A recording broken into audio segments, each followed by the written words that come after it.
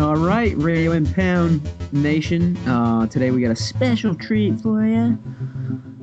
On the line, we got 1996 Roar two-wheel drive modified national champion, and my old roommate Chris Bing. Woo! Yeah. What's up, Bing? How's it going, guys? How was Bing as a roommate? Yeah, Kirby. Can't complain. No complaints. Quiet, yeah. No issues there. No. Yeah, we got along well.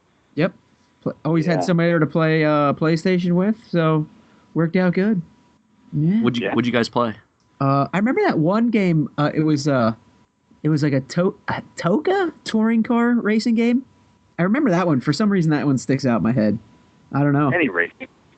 Yeah, it was anything racing. I remember hanging out. Our time after work was at Bennigan's a lot because nobody cooked. No. But where all our money went, I think. And then coming back, playing any racing game on any system, and then going racing. So it was pretty one-sided, actually. Good time. Yeah. Trips to the mall, shit like that. Laundry needed done. So we stopped at Walmart for new underwear and started. That's what I remember. That was it. Oh yeah. How did you get into RC racing, Bing? And when did you start? I started when I was about 10 or 11 years old. My brother got a car, and of course he was my older brother. He was like 14, so I needed one.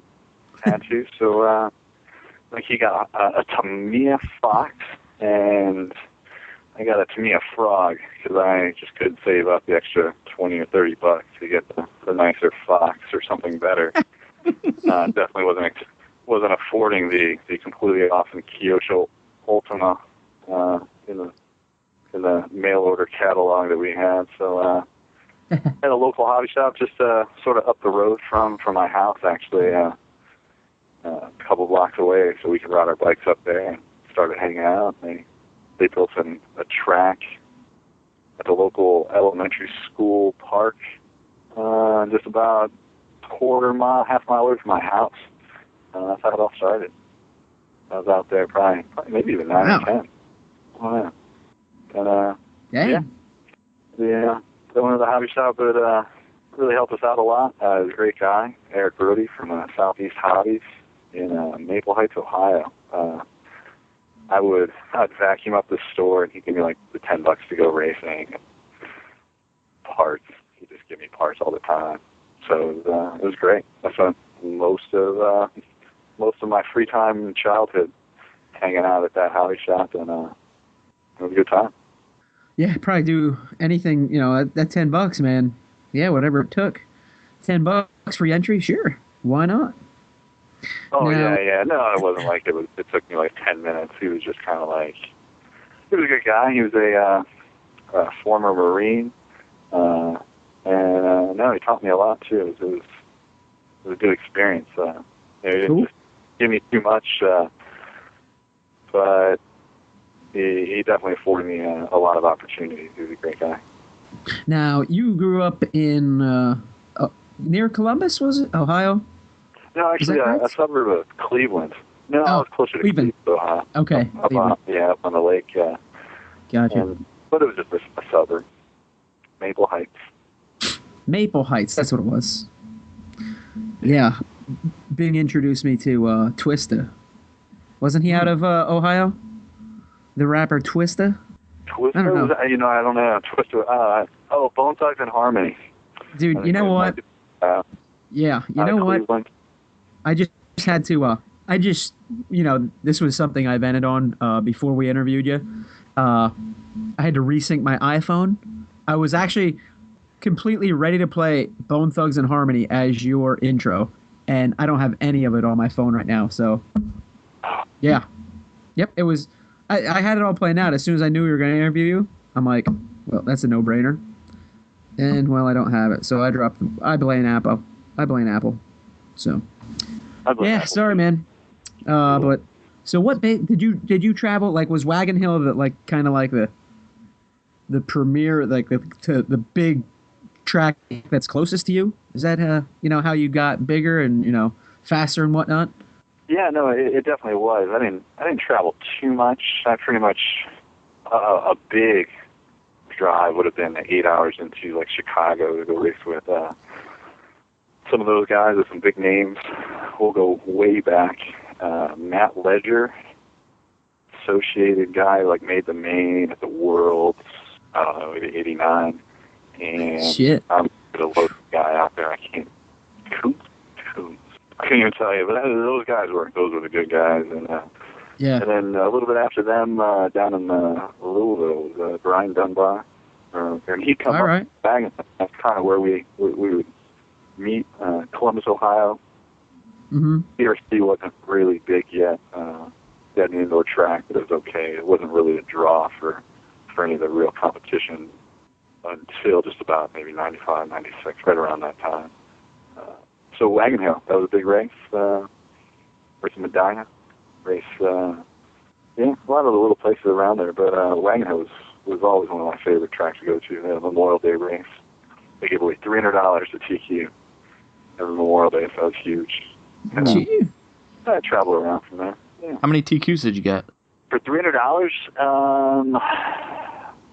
I don't think Dunbar took it every time he went out there until maybe 96, actually. 96 might have been the year I finally snuck it from him. I don't think I did it in 95.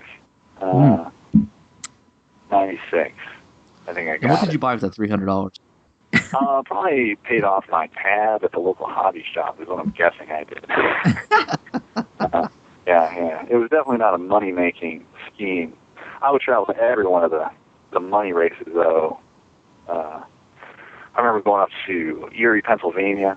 There was a money race up there, mostly for TQs. Went down to West Virginia a couple of weeks. You'd hear about it through the grapevine. And me and a guy named Nate Wagner, he was kind of for every, I think, good second one that kind of helped it. Mm-hmm.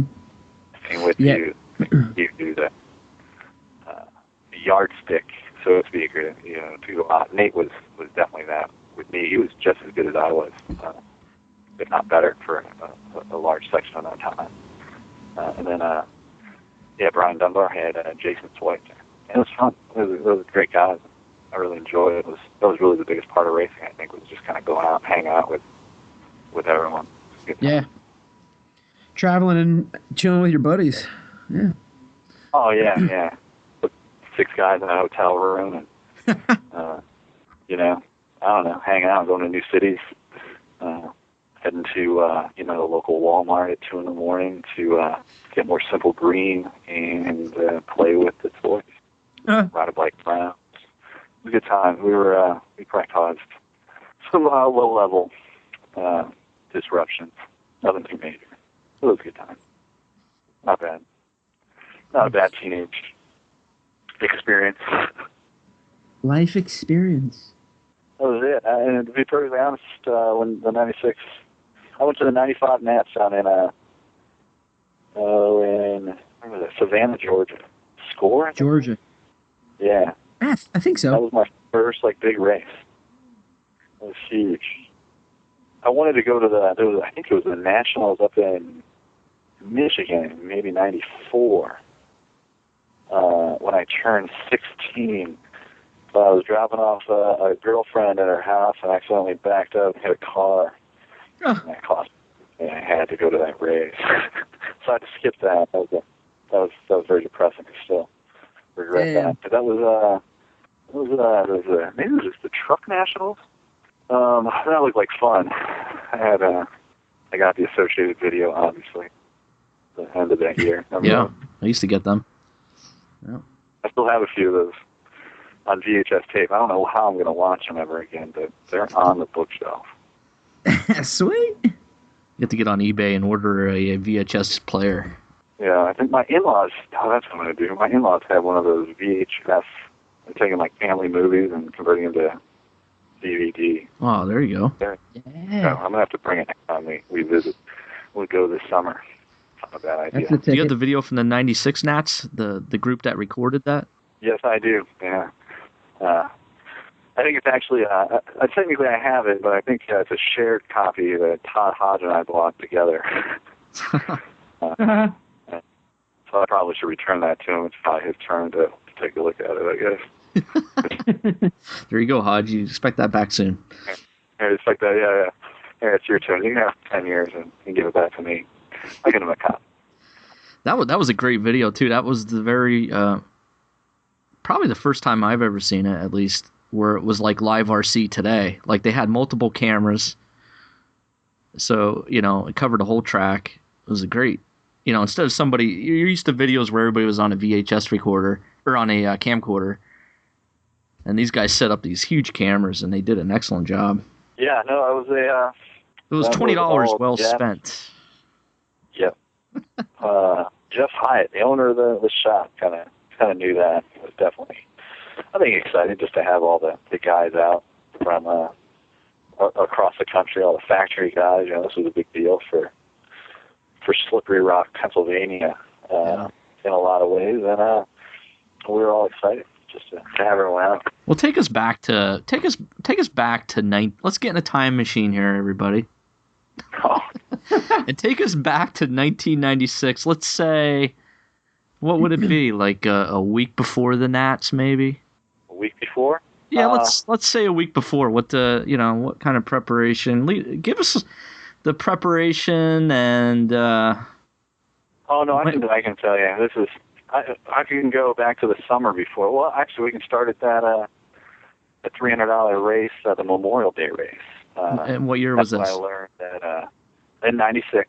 96. Okay. We'll go back to why. We'll even we'll identify even how I won this race at the Memorial Day race. Yeah, let's break down everything, and including what you had for breakfast each day. Okay, I think I got that all. It is all chucked up in a very tight bank of memory that I will never forget and relive over and over and over again. And, yeah, glory days. So. A quick side note. Both Gotti and I were actually at the '96 Roar Nationals in person. Really? Yeah. Yeah, we didn't know each other at the time, but we were both there. All right. Well, we'll go through. That race is when, this is where I'll give all my credit and how I ended up beating out a lot of guys with more experience and probably a lot more skill than I had. Which was, someone figured out that studs worked pretty good, if Mars studs worked pretty good on that track. And anything that worked pretty good and lasted what I would consider to be forever as a tire was my kind of tire to have, since my sponsorships were null and void of anything. So I mounted up a set of studs at that race and started running them and flipping them around because I thought that would be a better idea, which actually did work out in the long run for me. But I ran those tires for Memorial Day race. I mounted up 2 sets. I ran them at every track I could throughout the summer until they wore down about halfway. So I probably had 30 days of racing on these things at least. And they're still about halfway down. And probably 200 runs on them at least. Therefore, I had sauced them probably 200 times. And these were back in the Losi Silver Compound days. And oh, snap. Same thing. Fronts never wore out, really, completely. And I knew, worn tires worked, especially when the rears were working. I wasn't getting a new front, so that's how, I eventually sauced those tires so many times that they became not really. We lost Chris Bing. Oh, see that? Ugh. He was about to give away a setup. Let's try and call Chris Bing back here. Hey, what's up, buddy? Hey, I don't know if I hung up on you with my face or what happened there, but I lost the call. No idea. Yeah, where were we?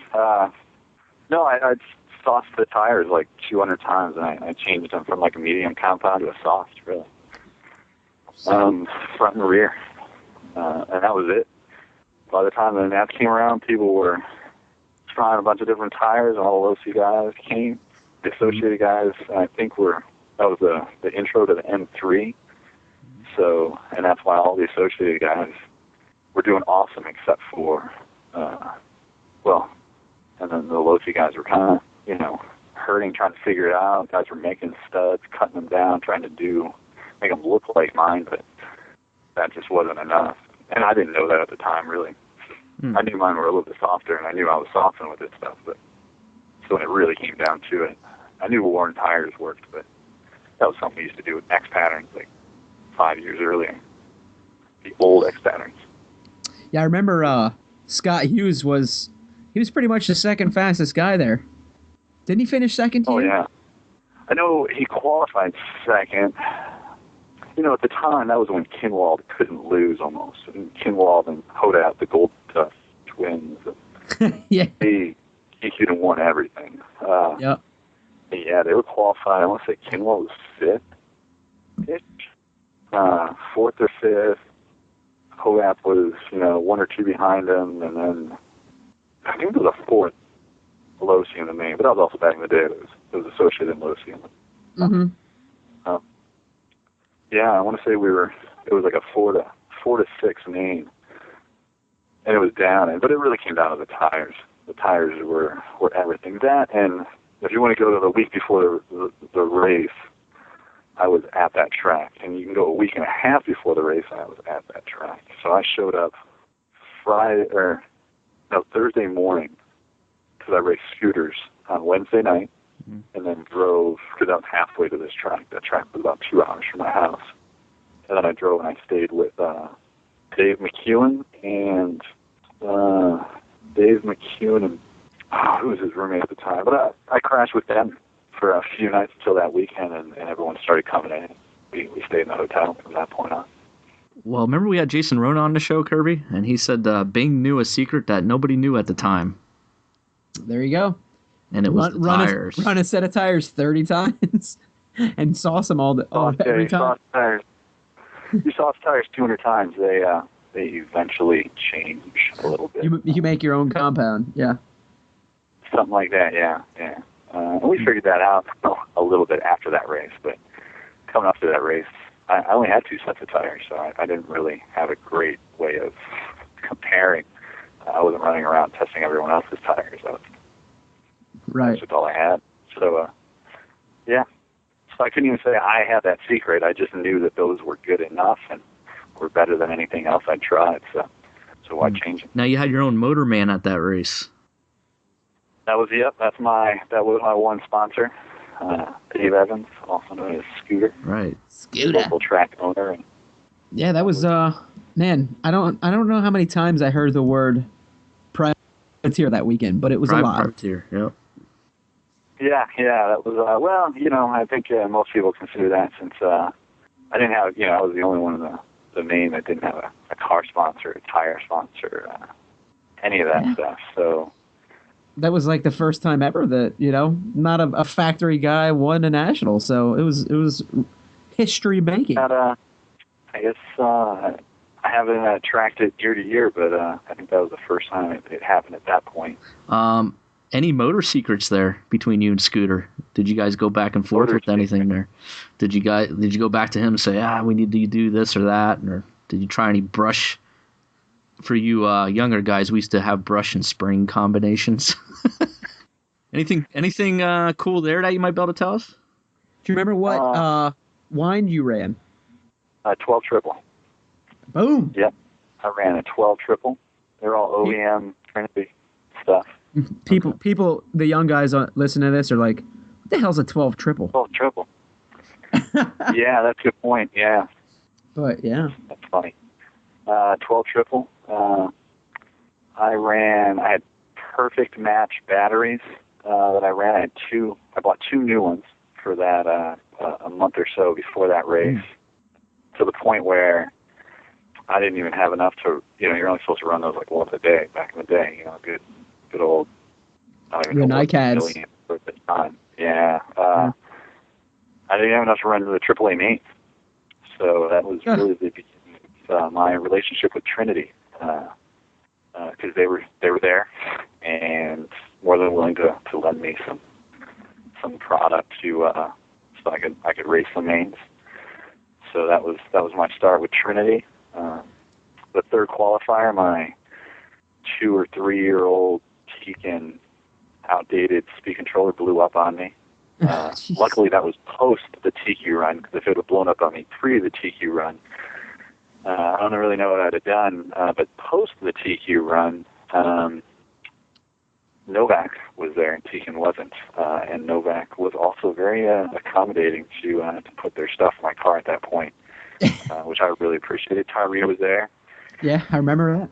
Gave me a speed controller. Yeah, started to watch me put it in my car, and just was like, just you can just get up, just get up. I'll do it. I'll do it with my siren. Okay, Tyree.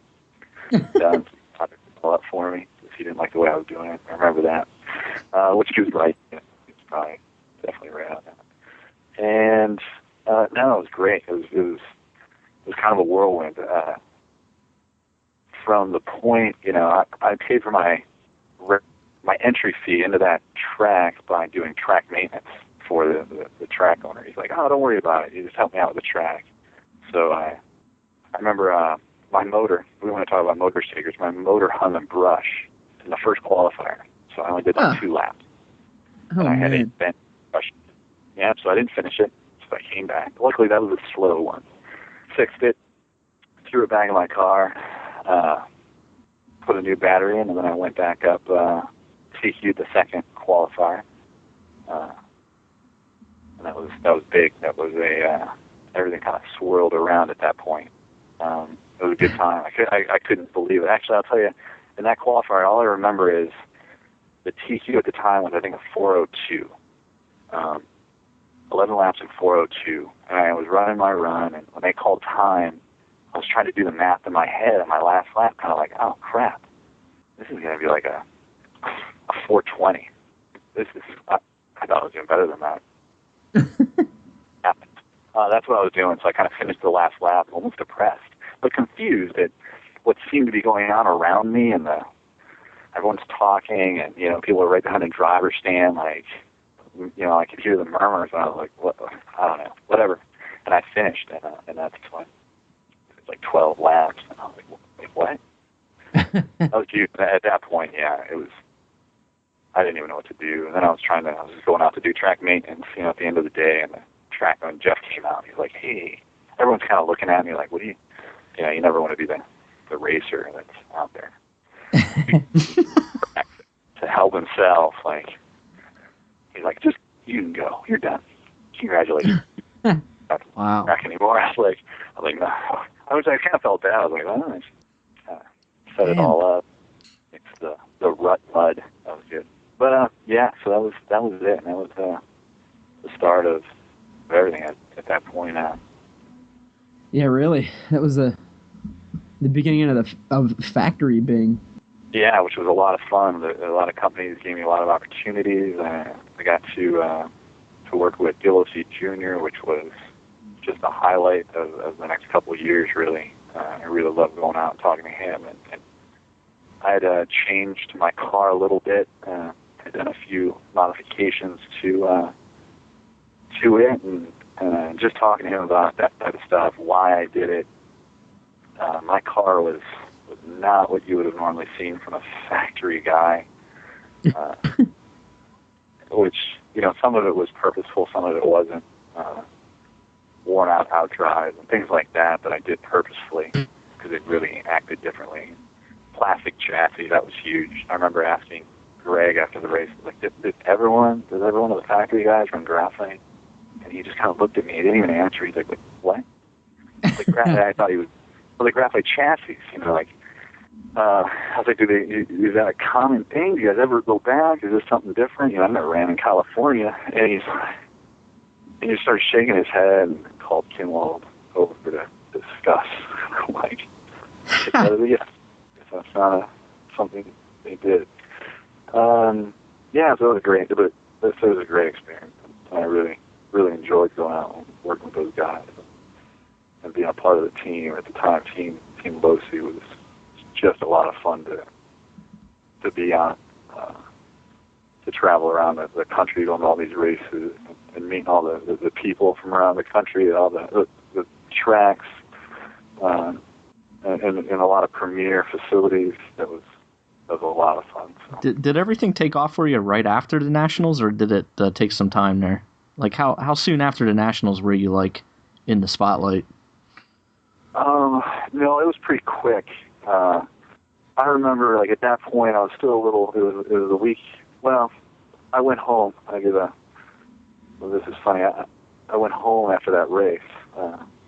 Got home and kind of walked in. And this is pre-cell phone, things like that. My parents, who I hadn't talked to for most of that week, just because, I told them, I was like, oh yeah, no, I'm Tiki. And they're like, oh, okay, good, congratulations. And I got home. And they're like, how'd you do? I said, I won. I said, oh, good. Don't you normally win when you go there? You've been winning a lot there. Oh. Said, yeah, this was like a big race. They're like, oh, that's nice. And they asked me to take out the trash. I took out the trash. I'm a national champ. I don't take trash out. That was what I was thinking probably when I took out the trash. Like, well, this not that much different, which that was, And then, that next week, I remember I went back to the track on Wednesday, probably even Tuesday, and I started realizing what opportunities just opened up. And I called MIP. There was a couple, CVDs. That was I had to have that. They had a lot of cool stuff I used. Oh yeah. You should call these people. I was like, okay. I got up kind of the courage. I called MIP, and I can't remember the guy. No, it wasn't Eustace, but his team manager at the time. He answered the phone. I said, yeah, my name is Chris Bing, and I was calling. I was wondering, I'd like to be sponsored by you guys. I was wondering if you guys are interested. And he said, yeah, I really appreciate your call, but we only really sponsor factory level guys. I understand. I was like, well, I was kind of told I should call you, but and I was like, I just want the non-nats. And he goes, what? He goes, what's your name? And I told him, he goes, and he kind of paused. He goes, can you hold on a second? And he's gone for 5 minutes at least. And I just kept waiting, thinking maybe I should just hang up. And finally he came back. He's like, no, okay. I think he had to confirm it. It was only a day or two after the race. I'm sure he didn't believe me. I sounded like a kid. Just, Just a cold call that gets sponsored, yeah. Cold call, just tell him whatever he wants to hear. I raced for Loki. I just wanted to run that. That's what I remember. And that's the only real call. Yeah, for you younger kids out there was no internet back then, I don't think. Maybe it was just starting, but yeah, you couldn't Google 1996 two-wheel drive national champion at that point. Right. Yeah. So that's why he was gone for more than 5 minutes. Yeah, he was gone for a while. He had probably make another phone call, I'm guessing. Probably had to wait for a fax to come in. Yeah, exactly. And the little digital, pull it up. But no, that was fun. That was a good time. And after that, Houston got the ball rolling. Yep, got the ball rolling. And it lasted about 2 years. For 2 years? Yep. Lasted about 2 years. So where are we at there? We're 98 now, and then 1998, what's going on? Trinity? Were you working down there at that point? Trinity was 97. 97, and then 97, the winter of 97. I made it pretty close. I was going to stay in New Jersey for the long haul. So I headed back to Ohio and bounced around a little bit. Kept racing in California for a little while, but it was really, actually I was still working at Trinity at the time, and we went down to the Florida race, and I talked to Yuka Stenari, and he said he might not, I was like, hey, when am I going to see you again? He was running for Losi at the time. He says, I don't know how much I'm going to be able to race in the next couple of years. Which I was shocked. I said, what's the matter? Why not? Mm-hmm. You got pretty much everything you need. It's all paid for. And he said he had to do mandatory service for Finland. Oh, wow. That shocked me. So that sucks. And I had a very negative response to it. But, while I knew it existed, I just never put a face to it. I never knew anyone that had to do it. It was always something that I didn't know about, or it was kind of a distant idea. Right. And he, even though I was like, that sucks, man, I'm sorry. What can you do to get out of it? He's like, no, it's all right. That's what we do. Like, everyone does it. So, I'll do my 2 years, and I'm kind of looking forward to it. I remember just thinking how cool that was, how unfortunate, it was a forced thing in some ways, and how fortunate we were that we were in a country that allowed service to be completely volunteer. Right. And that really kind of started me out on that thought, like, if I'm going to ever do this, this is the time. I'm not going to wait till I'm 30 or something like that, 20 Right. is the time. And so that was it. Started looking around kind of that summer, kicking around the idea, finding what I would want to do. I remember in high school, and so I never even thought about it. I saw the military as merely the all grown coming around, crawling through the mud, which I'm not sure about. I think we might have lost you there a little bit, Bing. What's that? Yeah, we lost you a little bit there for a second. So what year was that you went in the military then? 98. End of 98. That was a hard move to walk away from racing, which was almost like an addiction, like it was hard to know that, it's one thing to go to school or do stuff like that, or you can still do both. I knew the military, if I made that choice, it was going to be a kind of an all of that and nothing racing for a good portion. So, but I'm really glad I did. That was a great experience. So I went in end of 98. I joined the Marine Corps on a 5-year stint. 5 years. Wow. And then so that takes you up to, can't do the math, Kirby. 2011. 2003. 2011. Yeah, I actually got a chance to race a little bit. Did you? While I was in the Marine Corps. Yeah, actually ran the Florida Winter Champs in 2000. I graduated from a school on a Thursday instead of a Friday, which was a weird thing. And we weren't allowed to take any vacation while we were going to school. You couldn't take days off. You had to go to class. There was no options there. So this was my first ability after being in for a little over a year to take some vacation. But I only had to take a day. So I drove from Pensacola, Florida, 8 hours Thursday night to Tampa, called them the Winter Champs, like, hey, can I get in? Would you let me in? I'm not going to be there for practice or anything. He said, yep. I showed up Thursday night at the hotel, asked the team what tires I should mount. Mounted those tires, and ran the Triple X for the first time on Friday. Well, actually, I ran it at a local indoor track in Louisiana. Mm-hmm. Once or twice, preparing for the Winter Champs, so weekends before. But went down there, yeah, and I ended up, I think I might have been in the main in 4-wheel drive. I was in the B in 2-wheel. Dang. That was good. Yeah, Junior was like, I'm going to send you away for another year, see if you come back. It was good. Even better and stronger. I learned something at that race that I used to go to tracks a lot with a great car. Everything was good. And after spending a week of practice, I'd take a really good car and screw it up a lot of times, I think, trying. Just too much trying stuff. Right, too much tinkering. Yeah, too much tinkering. I think, yeah.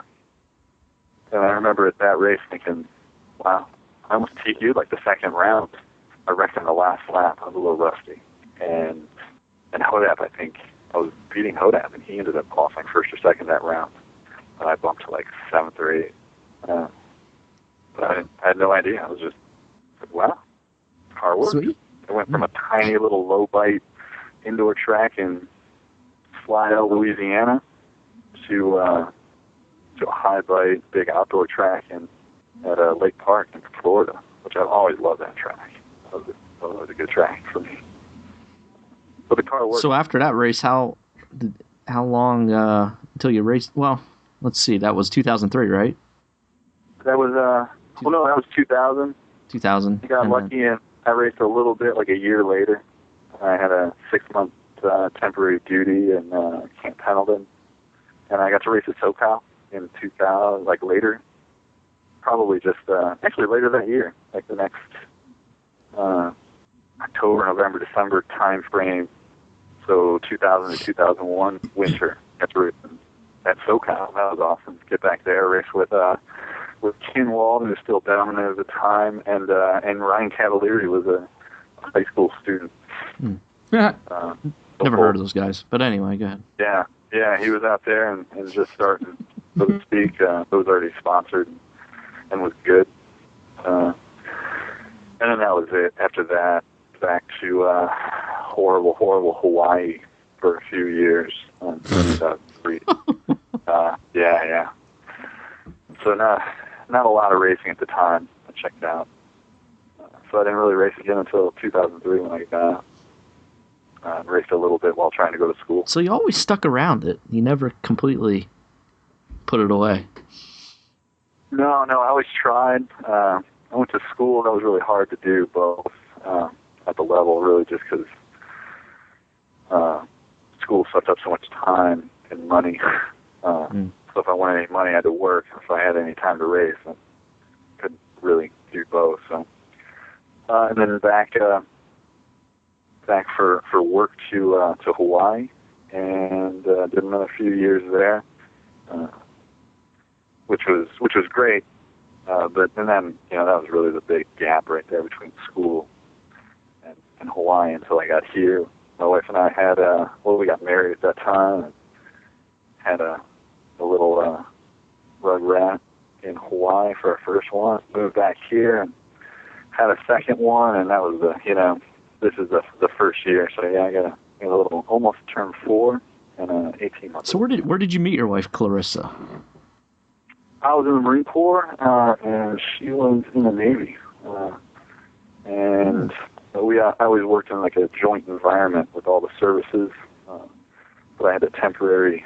She was a Vietnamese linguist working at a site in Hawaii, and I had a little 2-week stint where I had to go up and work in her section. That's where we met, started dating in 2001. Did you say, "Hey, I'm the 1996 off-road"? That's what I always led with. Yeah, that was always good with everyone. Yeah. Kirby uses that a lot.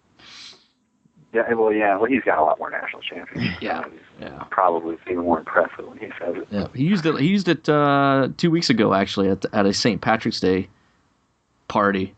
Yeah, really? Pretty good. Yeah, he was dancing with some chick. He said, "I'm a 7-time national champ." And she says, "I want to dance with you." Yeah.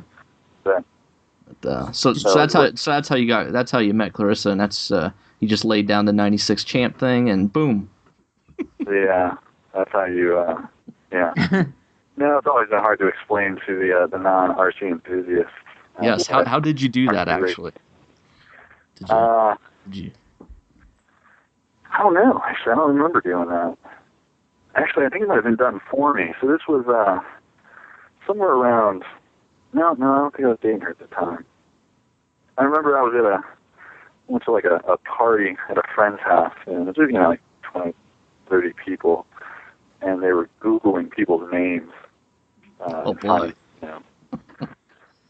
Air quote famous people with similar names or the same name, and one of the guys brought it up, kind of like Chris Bang, and he started naming off stuff, and then he was kind of realized it was like Trinity Tech Talk stuff or something. I was like, what the hell? And then, then you get to explain.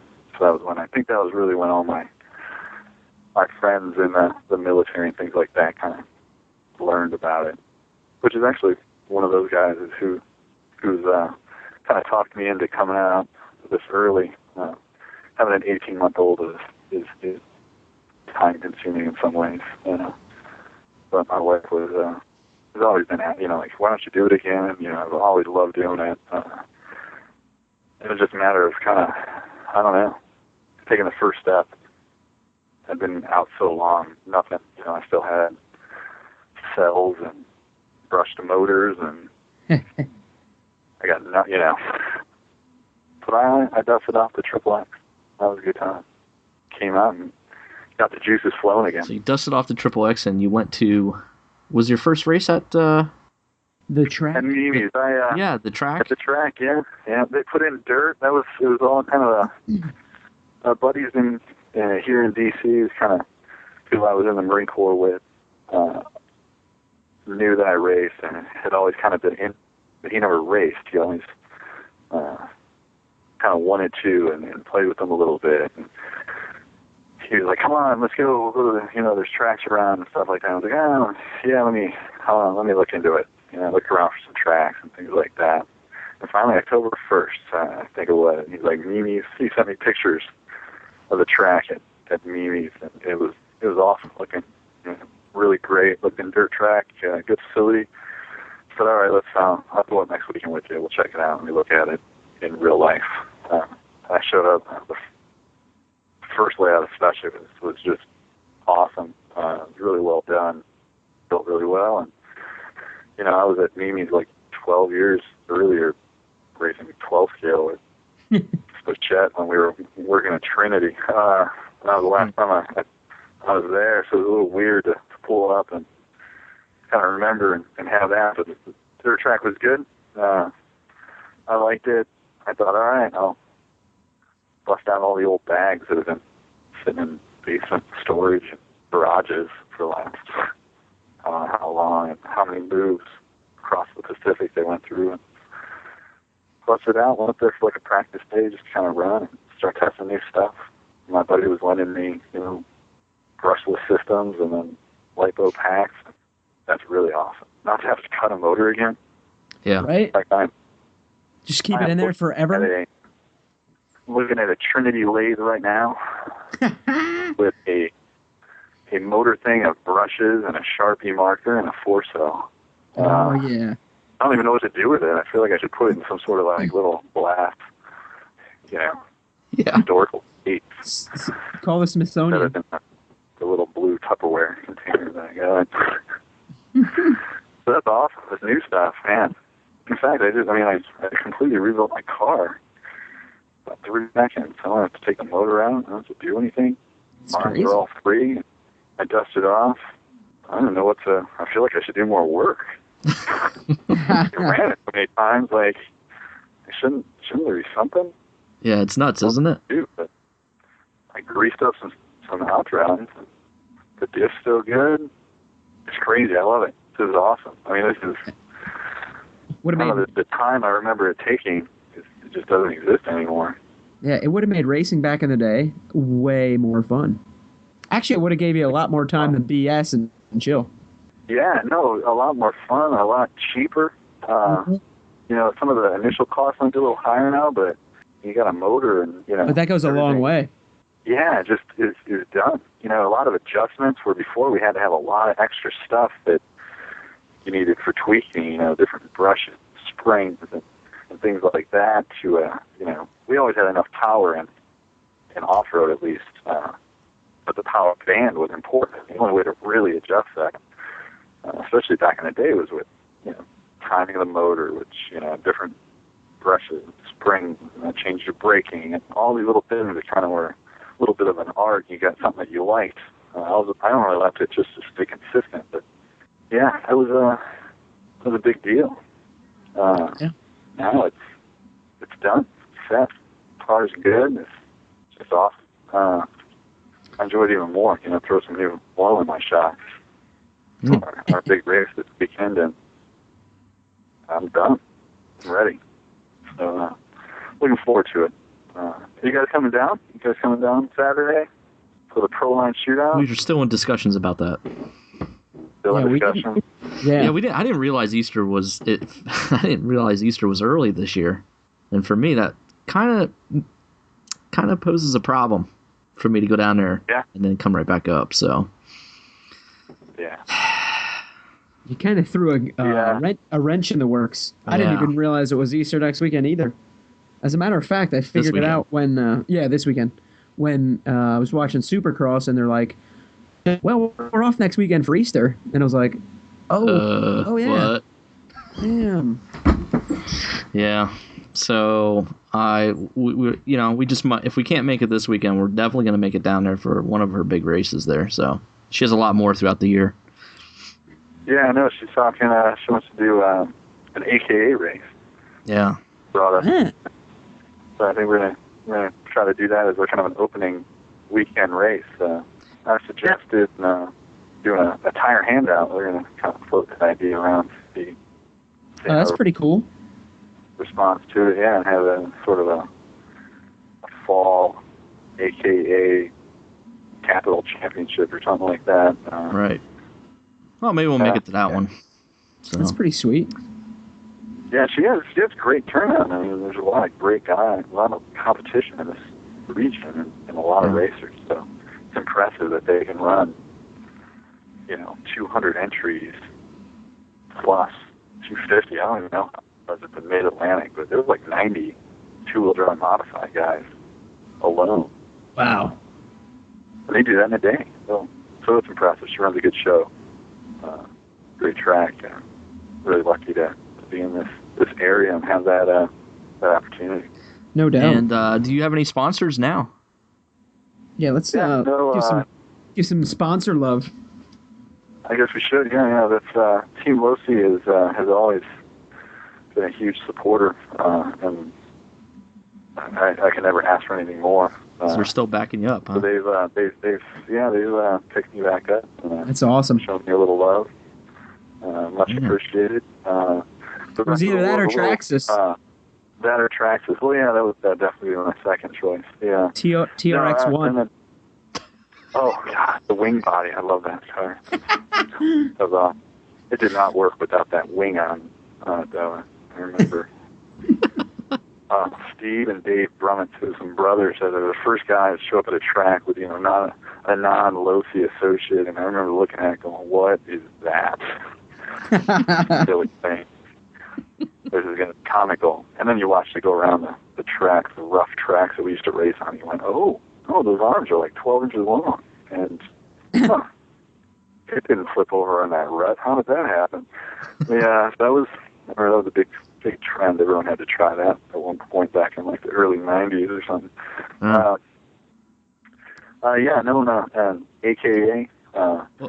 I actually chose AKA, sent them a little race resume based solely on the fact that I learned that was where Gil Losi Jr., Joel Johnson, Mark Pavides adventure, I'll call it, not a venture, business venture, but an RC adventure. And I thought, man, that's a success. Like, you can see that coming before. That's a trifecta.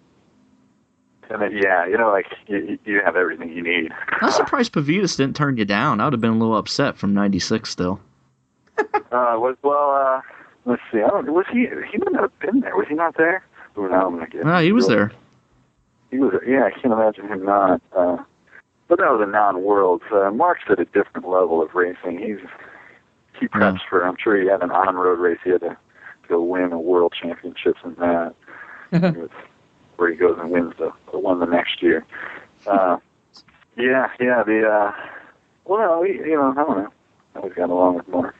So did Losi send you another Triple X, or did they hook you up with the newer car? Yeah, they actually hooked me up with a newer car. Apparently, another Triple X. Although I ran a Triple X for quite a while, I wish I got the 22 together to hit up to Motorama. I would have been have a day or two on it before I went to such a big event with brand new. That was also the first day I got my first order from AKA that Friday. So I'm taking it a little slow, and just now kind of getting all settled in. I mean, this is the first time I've kind of torn down the car and done a rebuild check on it to see what needs anything done to it. Yeah, we saw you out there in Motorama, and Kirby and I saw you out there, and we gave you 8x10 autograph 8x10s of ourselves. Oh yeah, of course. Yeah. Everyone. I got them up here in the pit. Yeah, no, That was a good time. That was my first time to Motorama, too. Great race, great facility. Looking forward to next year already. Wow, your first time there. Yeah, no, a couple friends went back, in like the 90s, when it was a much smaller event and a few things, but Cleveland out there was a good, I guess, 6-8 hour trip. Which again was kind of outside of my standard travel for races. And I think Motorama back then wasn't as big of an event as it is now. So yeah, it's gotten huge. My first time. Yeah, and it was right after we had a pretty big race every year in Columbus, Ohio. It was about 2 hours from my house, so I think that always kind of trumped it for me. Yeah. So your next big race is this weekend coming. Yep. Yeah, this weekend. And then after that, the 10th scale will actually probably go up, and I get to start the process all over again, sort of. And the A scale electric. So it'll be a low C8 hitting a workbench. Sweet. And an A scale tire order going in. Are we going to see Chris Bing at the 8 scale? Are we going to see you at the 8 scale nationals? LCRC. Can't pass up. I've heard the facility's awesome. I haven't been up there, but I think that's going to be the next. I won't say big race. Hopefully, I'll hit a couple here in the area, in the Mid-Atlantic region. They have a lot of great tracks around here. I used to have my favorite class was always 10 scale 4-wheel drive. So, 8 scale 4-wheel drive just sounds like more fun. Yeah. Yeah, man. Love big outdoor tracks, big power. Really, push some of these brushless and lipo. I can't imagine. It's right up your alley. Really, for the first time. Yeah, I'm really looking forward to that. I still love 10 scale, indoor. I really love to go to the Worlds. My goal this year was to do the IFMAR Worlds in Northern California. Except, we'll see. I'm a DoD civilian that just was told we are definitely getting sequestered. So, might have to wait till the World in a couple more years. We'll see.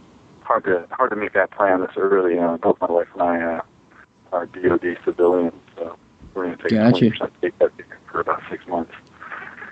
Good times. Yeah. Well, damn, that'll be cool. 8 scale electric. Sweet. But yeah, electric 8 scale is going to be a lot of fun. Really looking forward to going to that. That's definitely on the schedule, on the calendar for me. So yeah, it seems like really, that's I like racing. Like it seems like that's the pattern. Like, winter times, you go in 2-wheel drive mods, the premier class, obviously, and then once outdoor starts, 8 scale buggy, premier class outdoors. Whether it be nitro or e-buggy, but yeah, man, can't wait to see you up there, dude. Nitro, I think, is going to be in my future. Both the electric nationals, just a few hours away, or less. I think about 2.5 hours. No brainer. And electrical being a little more in my comfort zone. There you go. Well, you'll have to stop by the Radio Impound tent. You'll have a tent? Yeah, we had a tent last year at the 8 scale nationals. Is that where you park the limo? Yeah, the smart car limo. Yeah. Thanks for sending that, by the way. I appreciate that. No problem. Mm-hmm. So we'll see you at the Nationals. If we don't see you this weekend, we'll see you at the Nats. Sounds good, man. Bring some of that 96 magic back. Maybe you can get a national title in 2013. Dude, how sick would that be? It'd be awesome. I'll say, pretty much the same goal I had at that race. If I'm in the top 20, I'll be very happy. We need to get AK to make some IFMAR studs. IFMAR studs. I know what you're talking about. Not a bad idea. Like, where are you going with this? As long as I hand up that. All right, Bing. Yeah, man. It's good to catch up with you. Give some shout-outs to your sponsors, to the family, all that stuff. Because we know you got some fans out there. Some family members on our page, man. A lot of Bings on our page. Oh, it's probably my wife. She's enjoying this. She gets a kick out of what used to be, and is, I think, surprised every time there's any comments of people remembering that long ago. But she's been really supportive. I really appreciate it. There's no way I can do this without her help, really. I think all the guys out there know that have little kids and families. Give it up for her. Like to have a supportive wife. It's sometimes they don't even care, you know. Sometimes they don't even want to hear about it. So it's cool that you have a wife that enjoys it. Yeah. Yeah. She's been helpful. I think she sees how much I've enjoyed it and how much I kind of missed it. How I always used to talk about it. It was a good time. A lot of good friends I made along the way, and that's always been a big part of racing. I think it's as much as I love to tinker with the cars and do this stuff. There's a lot of good guys, good friendships along the way. It was always fun. But I also like to thank Losi. Horizon Hobbies, it's a little different now, but better. Now I get to come in with a radio sponsor, along with a car sponsor, which is nice. Having all those electronics and stuff. I'm really impressed with everything they've sent me so far. It's been great, and AKA very impressed with everything I've seen from them, which I completely expected. They're just now starting to really do a 10 scale push, and I think they're doing a great job at it. Everyone I talk to in 8 scale is kind of talking about how they've led the way since they started. And this is a early company, I think 2008, maybe 2009. So just in a few years. Of course, we're talking about 30 plus years from 3, world champion level guys right. that have done this. So that's really what it's all about. This company was 90 years of experience just with that, as well as Greg Hodap. Everyone knows he's no slouch, especially in the off-road tire world. So I'm sure he's more than helpful. But I don't know. I haven't talked to him. So, so far that's it. I haven't really locked down or picked an electronics company, speed controller, motor-wise yet. Right. That's a different world now. Hint companies that are listening to this. Yeah. I'm sure everyone is waiting at their computer for the download. You contact Radio Impound Podcast, and you guys can let me know how many offers I get tomorrow. There you go. RadioImpound@gmail.com. Send in your offers, and we'll go through them. Give us your best pitch to pick up Bing. Yeah, right. Yeah, because that's how I got it. Yeah, no, I really appreciate it. It was good catching up with you guys. I was hoping we'd talk a little March Madness. I'm a big Ohio State fan. That was an exciting game. Mm-hmm. Yeah, see, they're moving on. They are moving on with a buzzer beater, 3-pointer, and Sweet 16. Florida Gulf Coast team. Have you guys watched? Yeah, that was fun to watch, man. Yeah, we discussed this a little bit. We're not big NCAA college. I'm not into March Madness. I'll admit it. No. Nope. Not into March Madness. That's the only basketball I watch anymore, really. Yeah. Yeah. Which isn't too much, but nah. I'll cheer for the underdog. Like I'll pull for Florida Gulf Coast. It's a good story, Yep, great story. You got to pull for the underdogs. It's a lot of fun. And they're just, I don't know. I'm not a huge basketball fan, but they're fun to watch. Yeah, I saw the highlights. It's always fun to watch them. They call it Dunk City. Yeah, so we'll see. That's going to be a good game. They're playing Florida. That's huge. Florida Gulf Coast. It's almost like a community college kind of place. University of Florida. The head coach's wife is on the cover of Maxim magazine. Shut up. Yep. You got to put that up. Put that up on our page. What's that? I can see how that could happen. They were showing her at the Georgetown game. Yeah. That they won. She was in the stands. Supermodel. You know what I heard today on SportsCenter when they were showing the highlights that this Florida Gulf Coast was only around since like 2007 or 8. So it's a pretty But, yeah, the darn new basketball school. program, I think, is really new. I think the school's been around for. Oh, maybe 1997. Maybe it is you're right. But I think the basketball program is only a couple of years old or something like that. Yeah. Gotcha. So That's what it was. 2009. they're on the map now. Crazy. But hey guys, I hate to cut it short, but I think my cell phone's dying, and I hear a couple kids upstairs that. Well, wait a minute. We're gonna ditch you before you ditch us. So. Is that, oh, I'm sorry. Yeah. I'd love that's to stay in good, chat more. I mean, the limo's here to pick me up, take me to my next engagement. Wait, hold on here now. Yeah. Yes, the limo has arrived, Bing. You are out the door. I'm sorry, but we gotta let you go. Because I we can't pay for the limo any more than what we have already. We got till 9 o'clock to get back home. That's what B-level celebrities get. That's cool. I Yeah. understand. Did you mention Radio Impound as your sponsor? I don't know if you did or didn't. I'd like to thank Radio Impound. You did add about $500,000 to my wing, so Woo. but a lot of cool points, and that's really what it's all about. Yeah, right. Yeah. Let's get All real. right. The I was gonna say to here, the limo driver's outside. I can hear him honking the horn already.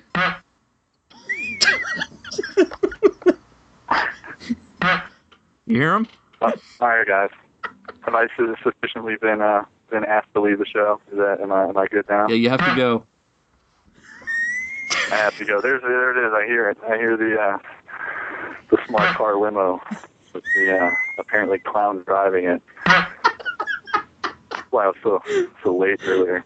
The decent traffic would catch every time. Yeah. No, I really appreciate you guys having me on the show. I enjoyed it. I'll definitely do this again if you guys will have me. Heck Oh, yeah. yeah. We'll catch up with you either, whether it be at Mimi's or up at LCRC. We will catch up with you. That sounds good, man. All right, Bing. Have a good one, buddy. All right, you guys too. Keep it up. Later. All right, thanks. See you, bud. Take care. Later.